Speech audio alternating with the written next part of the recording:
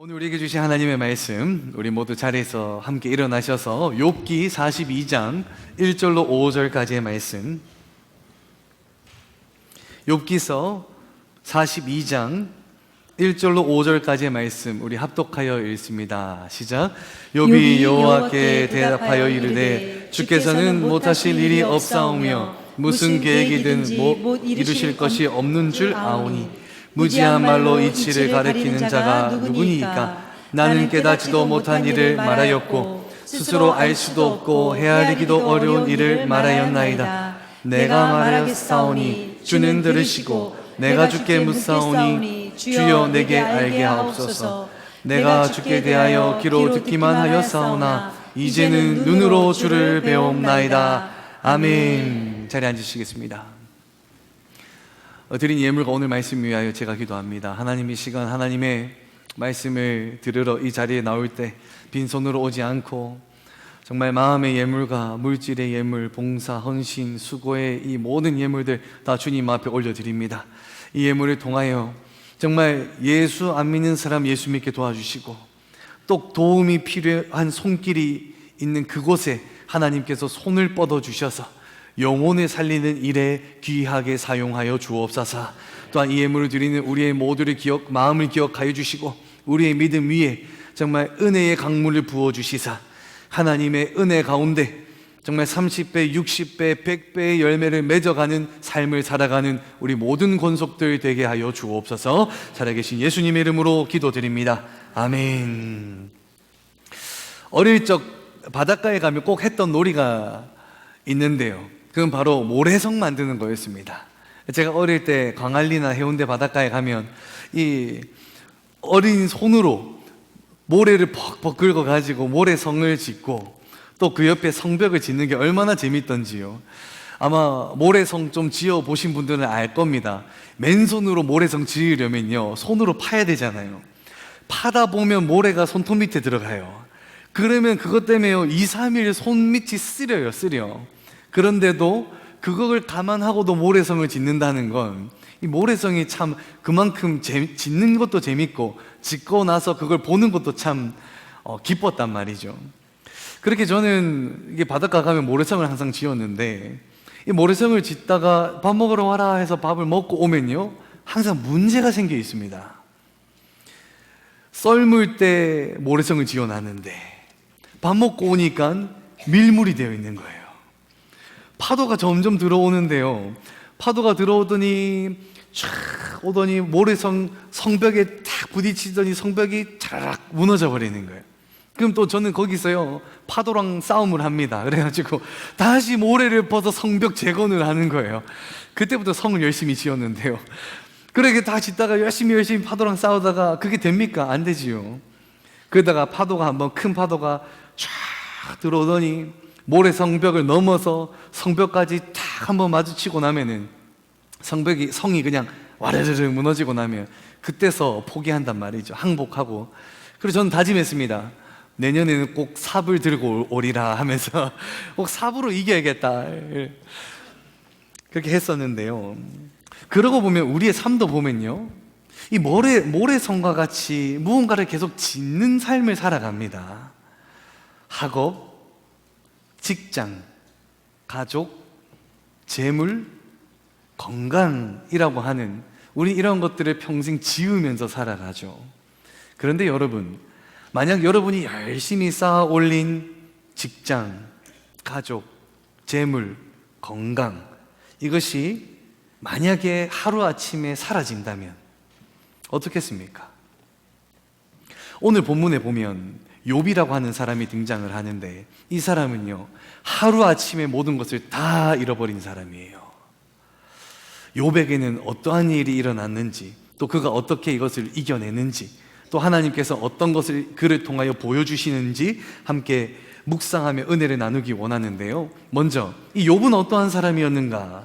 1장 1절에 보면 우스 땅에 욥이라 불리는 사람이 있었는데 그 사람은 온전하고 정직하여 하나님을 경외하며 악에서부터는 떠난 자더라라고 기록하며 욥은 신앙적으로도 대단한 사람이었고 동시에 동방의 부자가 누구였나 하니까 욥이거든요. 근데 욥이 뭘 가지고 있었냐면 양이 7,000마리, 낙타가 3,000마리, 소가 1,000마리, 나귀가 500마리인데 지금 가치로 환산해 보면은 그 값만 봐도 600억 정도가 되는 자산을 가지고 있었거든요. 동방의 부자하면 욥이었어요. 거기다가 아들은 7을 두고 딸은 3을 또 가지고 가족도 대가족이에요. 동방에서 제일 잘 나가는 사람 하면 욥이었어요. 600억대의 자산가와 희아의 자녀들을 많이 둔.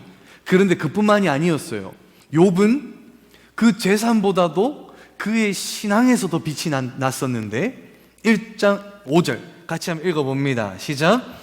아침에 일어나서 그들의 명수대로 번제를 드렸으니 이는 욥이 말하기를 혹시 내 아들들이 죄를 범하여 마음으로 하나님을 욕되게 하였을까 함이라. 욥의 행위가 항상 이러하였더라. 아멘. 욥은 혹시나 나의 자녀들이 죄를 지었을까 봐 매일 아침마다 자녀 수대로 번제를 드렸어요. 하나님, 알게 모르게 지은 죄, 이들이 알고도 지은 죄 하나님 다 용서하여 주옵소서. 그것도 매일매일이요.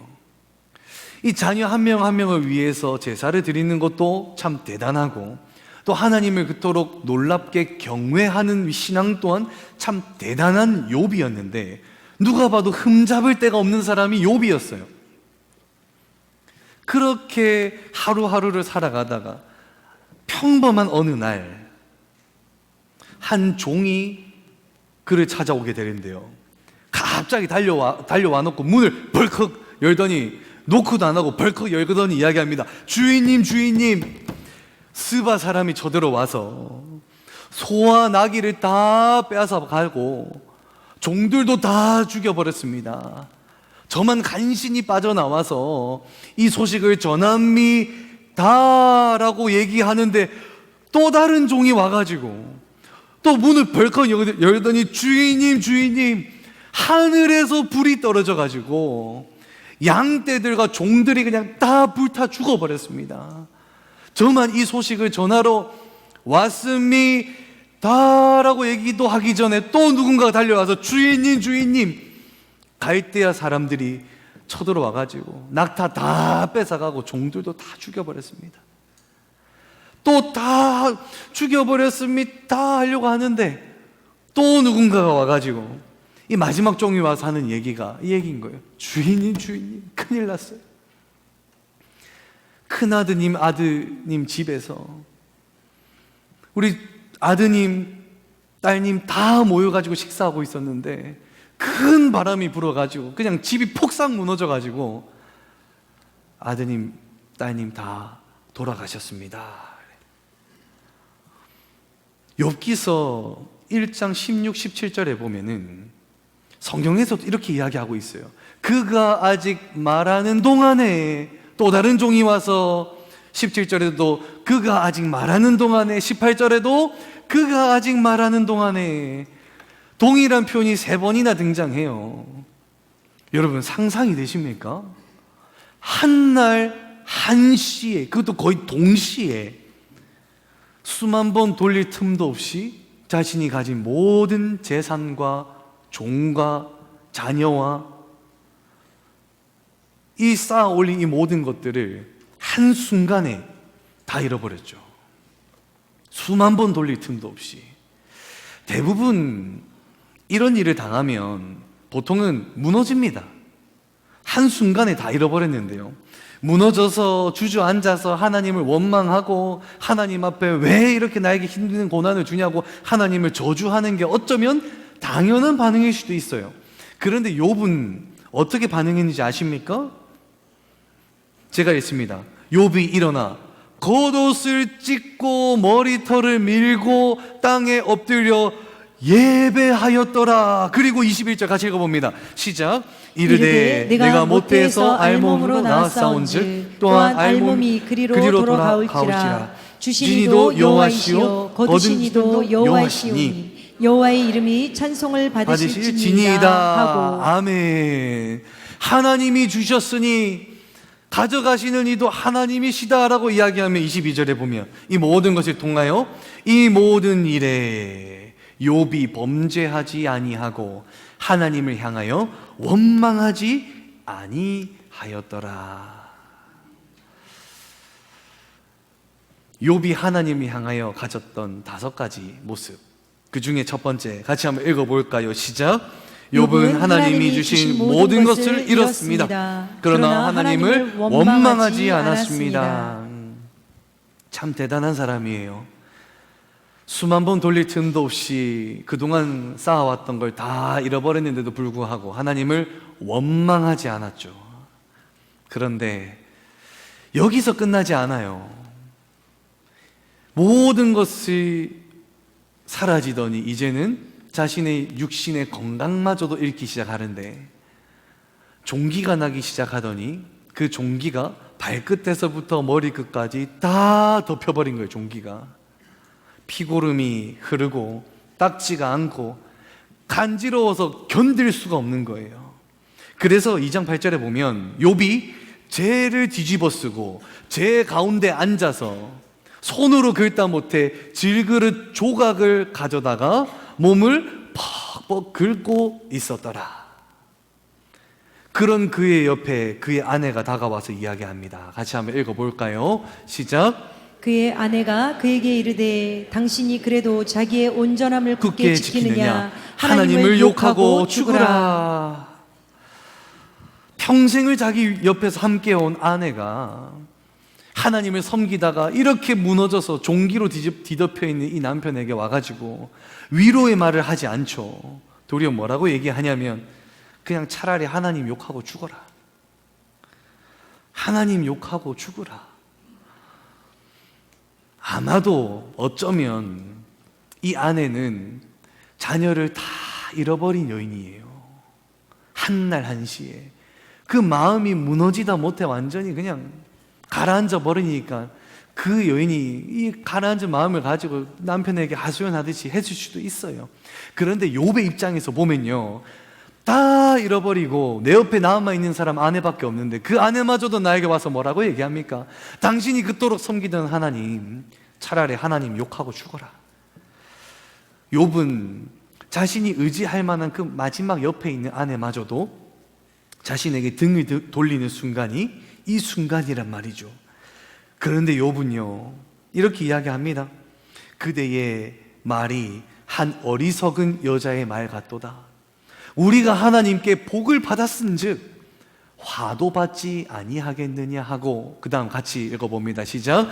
이 모든 일에 욥이 입술로 범죄하지 아니하니라. 아멘. 이런 일이 있는데도 욥은요 죄를 짓지 않아요. 범죄하지 않아요. 하나님을 원망하지 않아요. 여기서 두 번째 같이 한번 읽어봅니다. 시작. 욥은 자신의 건강 그리고 아내까지도 잃었습니다. 그러나 하나님께 입술로 죄짓지 않았습니다. 그렇게 홀로 남아서 자신의 병과 싸우고 있는 이 욥. 그런 욥을 알았던 세 친구가 멀리서부터 욥아, 네 소식 내가 들었다. 우리 너희 만나러 갈게. 전보를 보내서 욥이 약속을 잡고 욥을 만나러 먼 길을 떠나서 욥을 만나러 왔더니 친구들이 욥을 알아보지 못해요.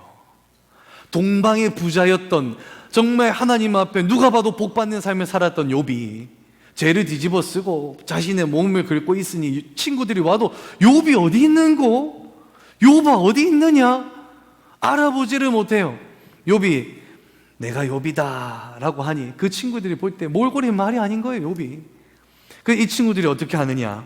그들이 일제히 소리 질러 울며 각각 자기의 옷을 찢고 하늘을 향하여 티크를 죄를 머리로 뒤집어 쓰고 뿌리고 욥 옆에 앉아가지고요 하염없이 같이 울어주는 거예요. 며칠을 울어줬는지 압니까? 7일 동안 일주일 내내 울어줍니다. 단 한마디의 섣부른 위로조차도 하지 않고요 그 친구들이 같이 죄를 뒤집어 쓰고 욥아 옆에서 7일간 울어줍니다. 여기까지만 보면 정말 좋은 친구들이에요. 누군가가 친구의 슬픔을 놓고 말없이 찾아가서 정말 말없이 그 옆에 앉아서 섣불리 위로하지 않고 충고하지 않고 일주일간 그렇게 울어준다는 건 참 복된 친구들이죠. 그런데 한 7일쯤 지났을 때 욥이 이렇게 얘기합니다. 제 위에 앉아서 있다가 자기 나도 모르게 입술로 새어 나오는 거예요. 뭐라고 얘기했냐면 차라리 내가 태어나지 않았더라면 좋았을 텐데, 차라리 내가 안 태어났다면 이런 고난을 겪지는 않았을 텐데.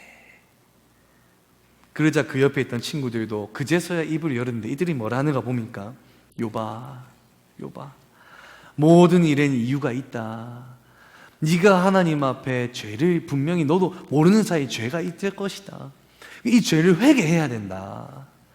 회개해야지 하나님이 너 회복시켜 주지. 죄를 회개해라. 욥이 이야기합니다.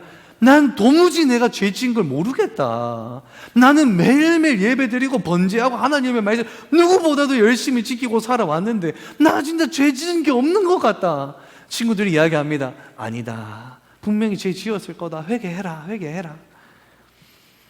친구들이 일주일간 참아주다가 일주일 지나고 나니까 옆에서 위로하는 친구들이 아니라 욥을 정죄하는 친구들이 되어버렸죠. 네 분명 지은 죄가 있다. 여기서 세 번째 같이 한번 읽어봅니다. 시작.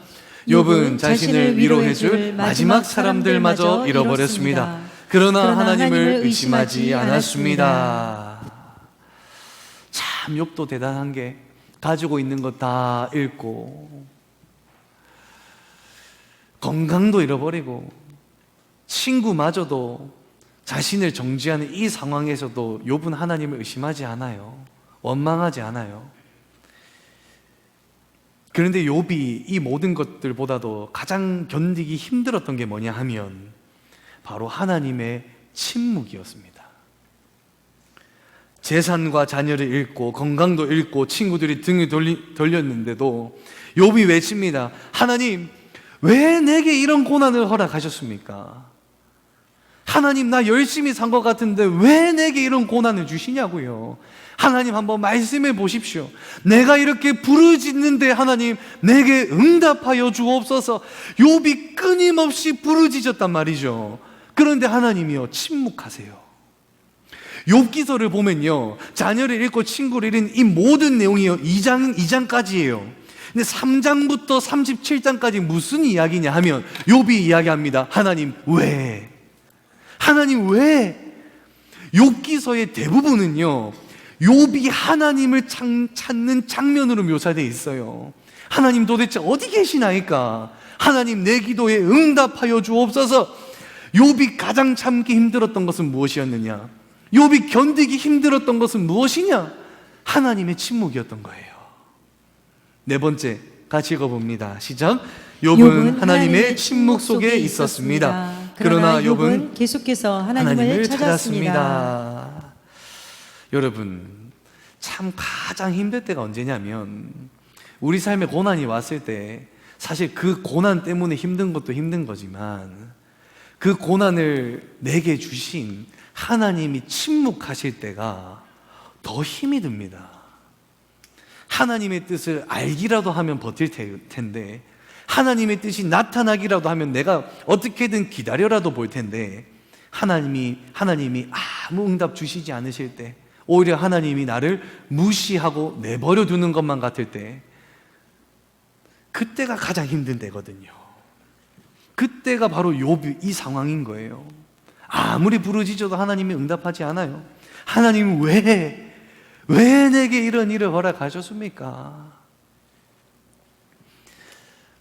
38장에 가서야 그제서야 하나님께서 응답하시는데 하나님께서 1절에 보면 그때에 여호와께서 폭풍 후 가운데 욥에게 말씀하여 이르시되 드디어 하나님이 말씀하세요.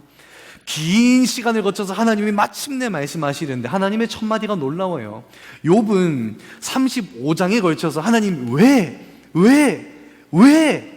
라고 물어봤는데 하나님이 첫 마디가 뭐냐 하면은 4절에 보면 욥아 내가 이 땅을 만들고 이 땅의 기초를 놓을 때 네가 어디 있었느냐? 네가 안다면 내게 말해보거라. 하나님께서요 갑자기 욥에게 물어보십니다. 내가 천지를 만들 때 너 어디 있었느냐? 그리고 난 이후에 하나님께서요 그냥 폭풍우의 소나기처럼 욥에게 질문을 그냥 쏟아부으세요. 그리고 보면은 욥아, 바다가 태에서 나올 때 누가 그것을 막았느냐? 누가 물길을 막아 바다를 만들었느냐? 내가 아침에게 명하여 동을 뜨게 한 적이 있느냐? 나는 아침에게 명하여 동을 뜨게 하는 그가 나다. 네가 별자리를 이끌어낼 수 있겠느냐? 나는 별자리를 만들고 별자리를 이끌고 있다. 들나귀를 누가 놓아주어 자유롭게 하였느냐? 내가 그들을 돌보고 있는 거자. 산 염소가 새끼를 낳는 때를 네가 아느냐? 나는 안다. 하나님께서요 70개가 넘는 질문을 욥에게 쏘아붙이세요. 그냥 쏟아부으세요. 근데 이 욥은요 이 질문 앞에 아무 대답도 하지 못합니다. 욥기서 40장 4절 같이 한번 읽어봅니다. 시작. 보소서 나는 비천하오니 무엇이랴 주께 대답하리이까? 손으로 내 입을 가릴 뿐이로소이다. 아멘. 우리가 여기서 오해하면 안 되는 게 뭐냐면요, 하나님께서 이 질문들을 욥에게 그냥 쏟아 부으실 때 욥을 책망하고 윽박 지르신 게 아니에요. 하나님이 왜? 라고 물어보는 욥에게 하나님이 내가 누구신지 보여주신 거예요. 지금 욥아, 내가 누군지 아느냐? 나는 우주의 기초를 놓은 사람이다. 바다와 땅의 경계를 정했고 아침마다 해가 뜨게 하고 광야의 들나귀 한 마리조차도 내가 자유롭게 하고 있으며 산염소가 새끼를 낳는 그때마저도 내가 다 알고 내가 다 돌보고 있다. 아무도 없는 광야에 비를 내리는 이가 누군지 아냐? 나 여호와라.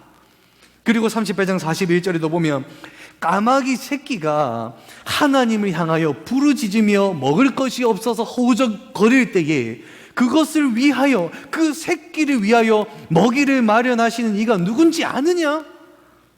나 여호와다. 나 여호와다. 욥아, 아무도 없는 광야에 비를 내리는 사람도 나고 까마귀의 새끼에 먹이를 주는 이도 나다. 근데 내가 어찌 너를 잊었겠느냐? 그때서 욥이 깨닫게 되는 거예요. 아, 하나님께서 나를 버리신 게 아니구나. 하나님께서 내 기도에 외면하신 것이 아니구나. 하나님이 모든 것을 주관하시며 나와 함께 계셨구나. 이 사실을 깨닫는 순간 욥이 뭐라고 고백하는 줄 아세요? 오늘 본문 5절 같이 한번 읽어봅니다. 시작. 내가 주께 대하여 귀로 듣기만 하였사오나 이제는 눈으로 주를 배움나이다. 아멘. 여러분, 욥이 무엇을 깨달은 겁니까? 욥은 원래 신앙인이었어요. 하나님을 경외하고 제사를 드렸어요. 그런데 그 신앙은요 귀로 들은 신앙이었어요. 하나님에 대해서 들어서 알았고 어려서부터 배워서 알았어요. 그러나 욥은 단 한 번도 하나님을 영의 눈으로 본 적이 없었던 거예요. 그런데 이 욥이 이 많은 고난을 겪어 오다 보니 비로소 영의 눈이 열려 살아계시는 하나님을 보게 된 거죠. 고난을 통해 욥은 하나님에 대해 듣는 신앙이 아니라 하나님을 보는 신앙으로 성장할 수 있었던 것입니다. 그런 그가 이렇게 고백하죠. 이제 내가 주를 보나이다. 여기서 이 보다라는 히브리어 단어는 라아입니다. 라아. 이 라아는 눈으로 봐서 시각적으로 얻는 정보의 습득이 아니라 라아는 눈으로 보고 깨닫고 마음으로 받아들이는 것까지가 라아라는 거죠. 하나님을 라아한다는 것은 그냥 머리로 받아들이고 지식적으로 받아들인 하나님을 본다라는 것이 아니라 내가 하나님을 볼 때 영의 눈으로 하나님을 보면서 하나님의 일하심도 보고 나와 함께 하시는 하나님을 영의 눈으로 보는 것, 이것이 바로 욥이 고백했던 내가 하나님을 배움나이다 라고 하는 라아라는 단어의 본뜻이라는 거예요. 사랑하는 남원주 침례교회 성도 여러분, 여기 모인 우리 모두가 정말 하나님을 라아 볼 수 있는 영의 눈이 열리기를, 영의 눈을 뜨기를 예수님의 이름으로 축원합니다. 여기서 한 가지 짚고 넘어가야 되는 게, 욥은요 이 긴 시간을 하나님 앞에, 하나님 왜 이런 고난을 내게 허락하셨습니까? 하나님 왜 내게 이런 일이 일어났습니까? 라고 하나님 앞에 질문했단 말이죠. 하나님께 그 이유를 알고 싶어서 답을 구했어요. 그런데 하나님은 이 욥에게 그 질문에 대한 대답을 단 한마디도 해주시지 않으셨어요. 욥이 하나님께 왜? 라고 물었는데 하나님은 내가 누구인지 말해줬을 뿐인데, 욥은 그 질문에 대한 해답을 얻지도 못했지만 나와 함께 하시는 하나님, 하나님이 누구이신지를 깨닫게 되니까 그때 비로소 뭐라고 고백하게 됩니까? 아멘이라고 고백할 수 있는 거예요. 여러분 한번 상상해 보십시오. 어두운 밤길을 걸어가는 어린아이가 있다고 가정해 보십시오. 이 어린아이가 가로등에 불이 꺼져 있는 길을 걸어갈 때 이 어린아이는 생각을 합니다. 아이고, 가로등에 불이 꺼져 있어서 왜 이렇게 무서운 거야? 가로등에 불이 왜 꺼졌지? 내가 일찍 나왔나? 내가 늦게 나왔나? 왜 불이 고장났나? 왜 불이 꺼져 있을까? 이것만을 생각하면서 그 어두운 밤길을 걸어갑니다. 근데 그 어린아이 옆에 누군가가 손을 뻗어서 그 아이의 손을 잡아줘요. 고개를 돌려보니 아이의 아버지예요. 그럼 이 아이는요, 이제 그 길 가는 게 두렵지가 않아요. 무섭지가 않아요. 왜 가로등에 불이 꺼졌나 질문하지 않아요. 왜? 지금 어린아이의 손에는 아버지와 함께 있으니까. 아버지와 함께 있으니 두려워하는 마음이 없어지고 질문이 없는 거예요. 그 질문에 대한 해답이 없다 하더라도 아버지가 함께 있으니까 그 길을 걸어갈 수 있는 거죠. 사랑하는 성도 여러분, 우리는 늘 그 상황을 볼 때 답을 찾으려고 합니다. 왜 이런 일이, 언제까지, 어떻게 해결되려나? 그러나 하나님이 우리와 함께 하심을 우리가 알고 하나님이 누구이신지를 깨닫는다면 우리에게 더 이상 답이 필요 없습니다.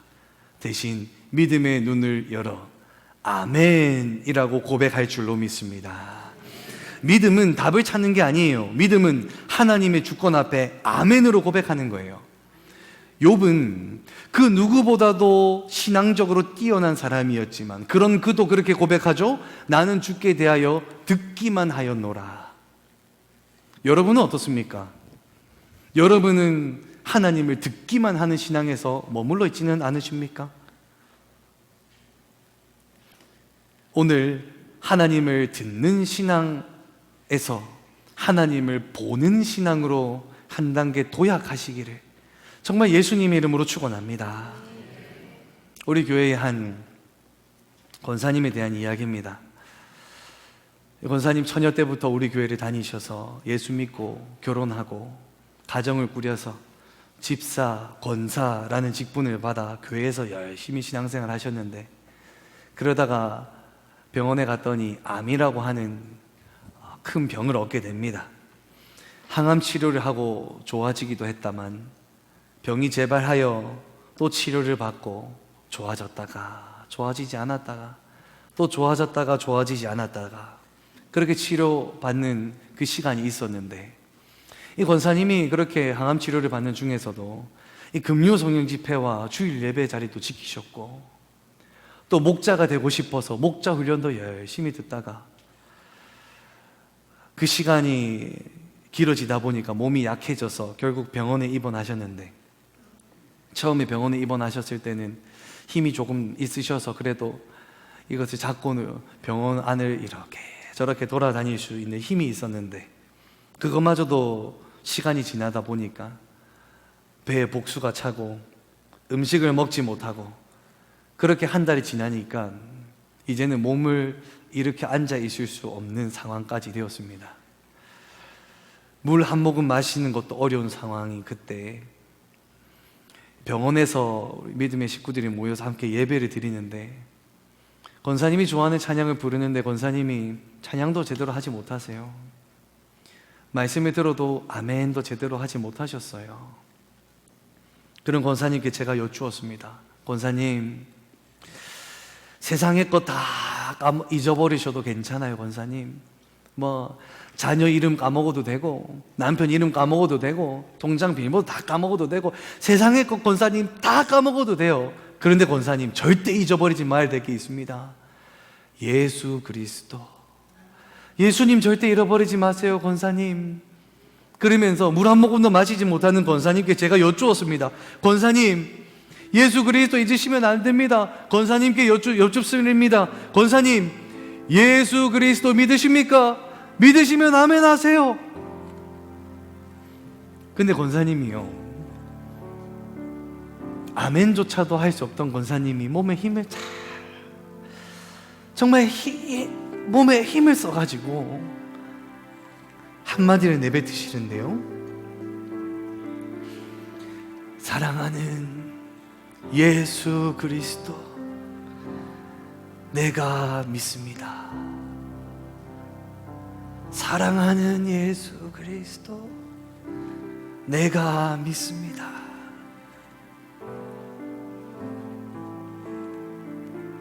정말 토하면서까지도 했던 그 믿음의 고백이 사랑하는 예수 그리스도, 내가 믿습니다.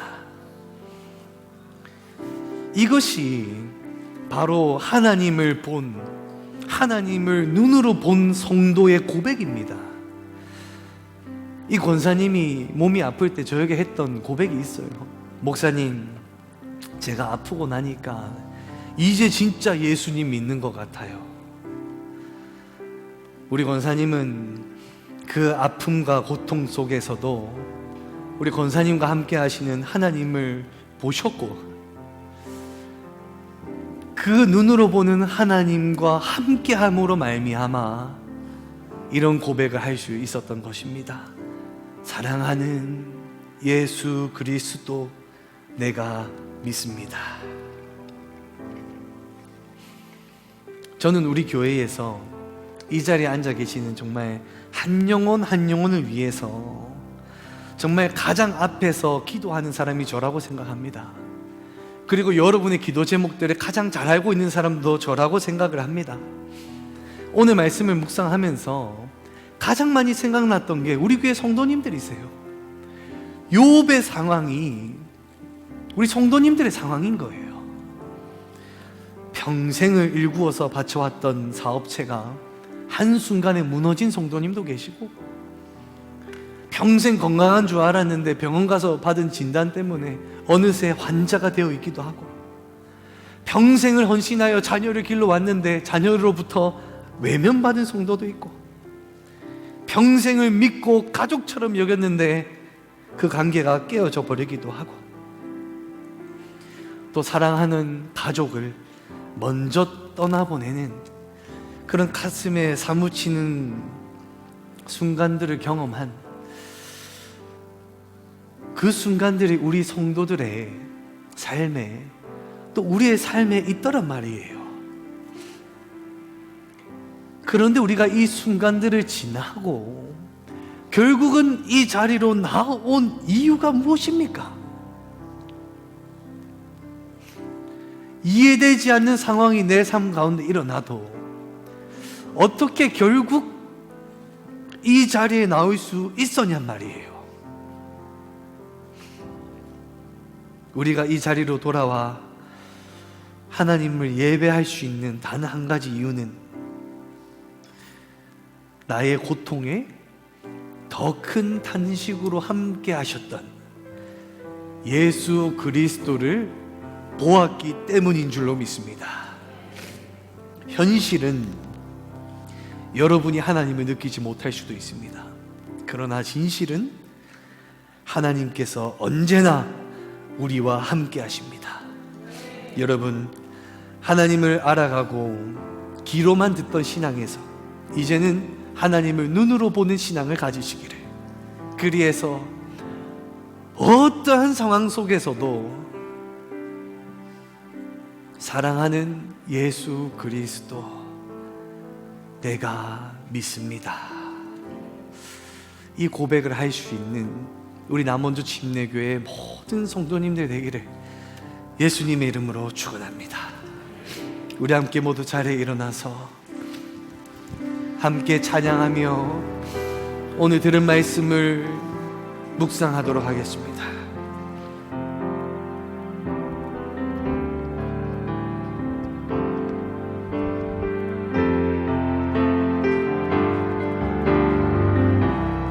고단한 인생길, 고단한 인생길, 힘겨운 오늘도 예수 내 마음 아시네. 지나간 아픔도 마주할 세상도 예수 내 마음 아시네. 다시 한번 고백합니다. 고단한 인생길, 고단한 인생길, 힘겨운 오늘도 예수 내 마음 아시네. 지나간 아픔도 마주할 세상도 예수 내 마음 아시네. 믿음의 눈 들어 주를 보리. 이 또한 지나가리라. 주어진 내 삶의 시간 속에 주의 뜻 알게 하소서. 하루를 살아도 기쁨으로 가리. 예수 늘 함께 하시네.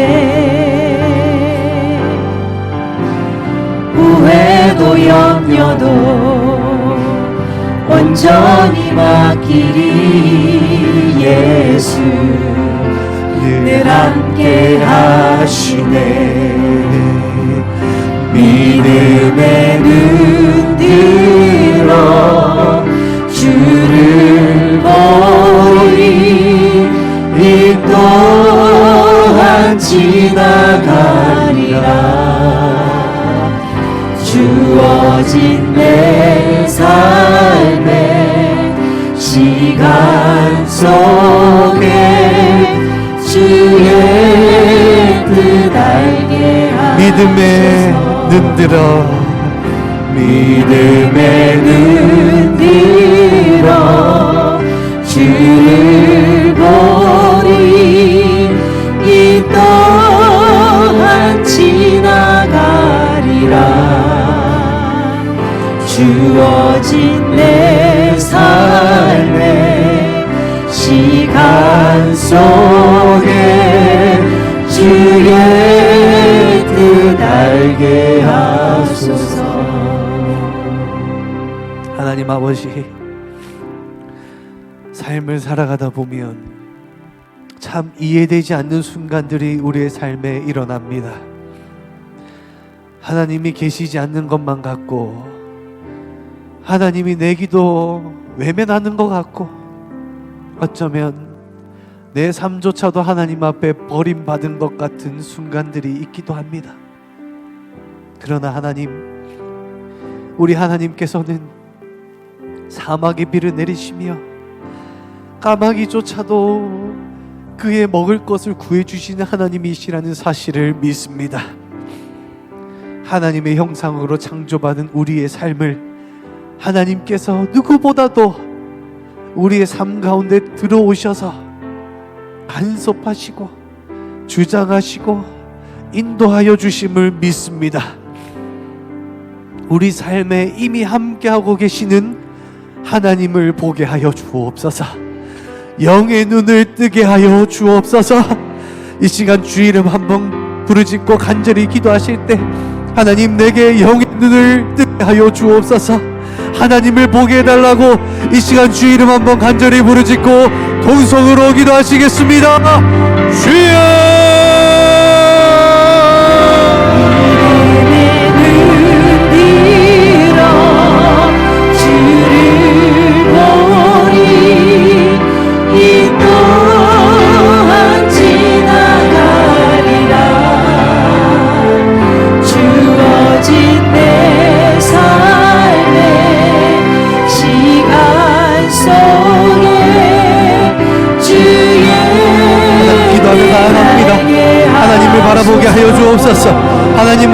하여 주옵소서. 하나님 어려운 가운데를 겪고 있는 믿음의 본속들이 있습니다. 그들의 마음을 위로하여 주옵소서. 하나님 그 마음을 누가 위로하겠나이까. 하나님 많이 하실 수 있으십니다. 하나님께서 그들의 주인 되시고 그들의 삶에 역사해 주셔서 그들의 삶을 위로하여 주옵소서. 주여 역사하여 주옵소서. 아버지 인도하여 주옵소서. 믿음의 눈들어 믿음의 눈들어 주를 보니 이 또한 지나가리라. 주어진 내 삶의 시간 속에 주의 우리 목소리 높여 찬양합니다. 믿음의 눈들어 믿음의 눈들어 주를 보리 이 또한 지나가리라. 주어진 내 삶의 시간 속에 주의 뜻 알게 믿음의 눈들어 믿음의 눈들어 주를 보니 이 또한 지나가리라. 주어진 내 삶의 시간 속에 주의 뜻 알게. 우리 목소리로 함께 찬양합니다. 손을 드시고 믿음의